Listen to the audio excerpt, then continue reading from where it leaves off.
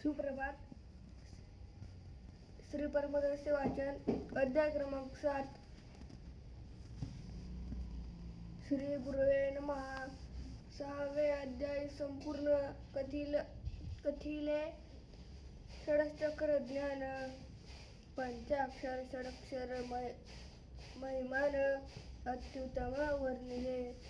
षडलिंगाचे भेद सहा दाखविले कृपे पहा. त्या माझे चिन्ह दुघा प्रवेशले स्वभावे. येणे वस्तूची लागली गोडी न उठे दृष्टी झाली वेडी. परात पराराता थोकडी बुद्धी वैखरी निमग्न.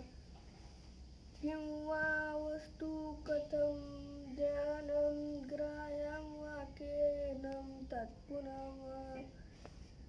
कलास्थानं तथा रूपं ब्रूहि मे परमेश्वरम. वस्तू म्हणजे कोण कैसी कळणे परी जाणचे तैसी. कैसी कळा ज्ञान सकळासी ते निरूपावे स्वामी. जी कळा गम्य सकळा ती मज निरूपावी दयाळा.